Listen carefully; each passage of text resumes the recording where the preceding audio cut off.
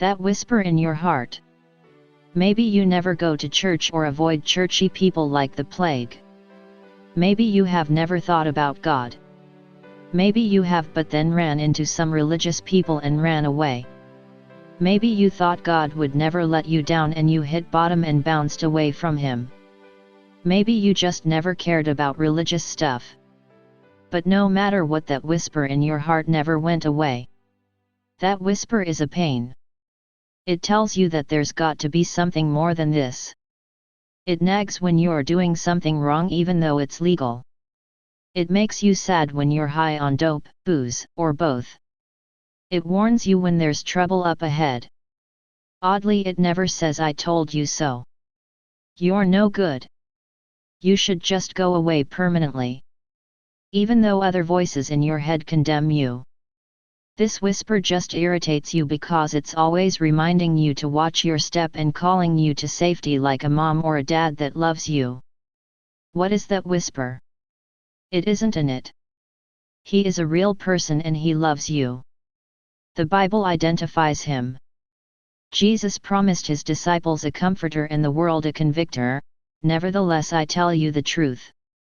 It is to your advantage that I go away, for if I do not go away, the Helper will not come to you, but if I depart, I will send Him to you.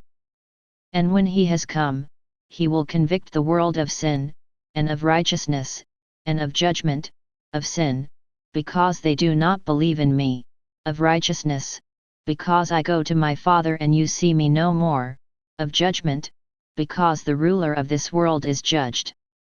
John 16:7-11. The Holy Spirit is a comforter and helper to Christians and a convictor to non-believers. The Holy Spirit whispers to all the world, Christians and non-Christians alike. The Holy Spirit is our wireless connection to God. Jesus made us right with God and always advocates for us when we mess up. Who is He who condemns?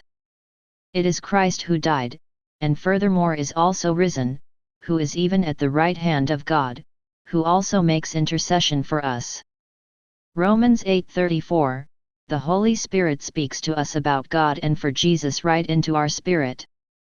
Jesus promised, "But when the Helper comes, whom I shall send to you from the Father, the Spirit of truth who proceeds from the Father, He will testify of me. And you also will bear witness, because you have been with me from the beginning." John 15:26 and 27. It's up to you what kind of connection you want with God. Get to know Jesus. Receive His word and authority into your life and a full two-way wireless connection will be established. The Apostle Paul explains, "For you did not receive the spirit of bondage again to fear, but you received the Spirit of adoption by whom we cry out, Abba, Father." The Spirit Himself bears witness with our spirit that we are children of God, and if children, then heirs of God and joint heirs with Christ, if indeed we suffer with Him, that we may also be glorified together.